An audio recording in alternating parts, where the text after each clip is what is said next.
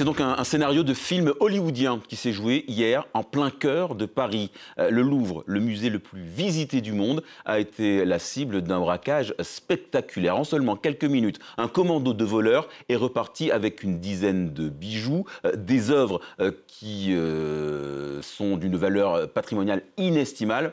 Lou Kissiela, vous êtes notre envoyé spécial au Louvre. De quelles infos est-ce que vous disposez? Où en est l'enquête? Ce qui est sûr, c'est que les voleurs étaient très bien organisés, semble-t-il très sûrs de leur coup. On sait pour le moment que le camion monte-charge qu'ils ont utilisé pour se hisser au premier étage de la galerie Apollon a été saisi par la police. Les plaques des scooters sur lesquels ils ont pris la fuite ont été relevées et l'un des gilets jaunes qu'ils avaient utilisé pour se déguiser en technicien d'intervention ont été retrouvés. Et les voleurs, les malfaiteurs ont aussi abandonné leur disqueuse utilisée pour briser les vitres et la couronne de la reine Eugénie, de quoi peut-être permettre de retrouver, de repérer des empreintes génétiques et de remonter la piste de profil connu. Car ce casse porte la marque du grand banditisme et le ministère de l'Intérieur n'exclut pas une ingérence étrangère. C'est une course contre la montre. Une soixantaine d'enquêteurs sont mobilisés pour retrouver le commando de 4 hommes. Les images de vidéosurveillance du Louvre et de la ville de Paris sont en cours d'analyse.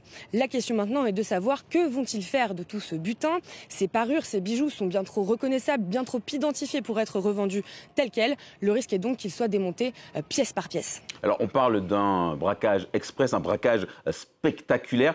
Il révélerait, Lou, des failles dans la sécurité du musée.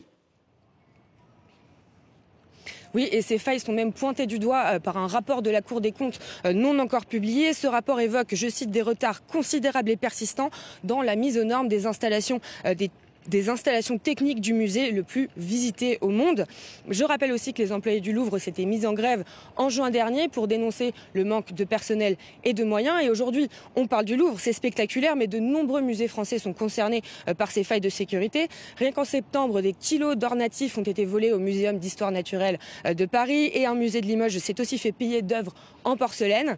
La dernière fois qu'un vol avait eu lieu au Louvre, c'était en 1998, une toile du peintre français Camille Corot, et le tableau n'a jamais été retrouvé. En direct du Louvre pour France 24, Lou Kissiela. Merci Lou pour toutes ces informations.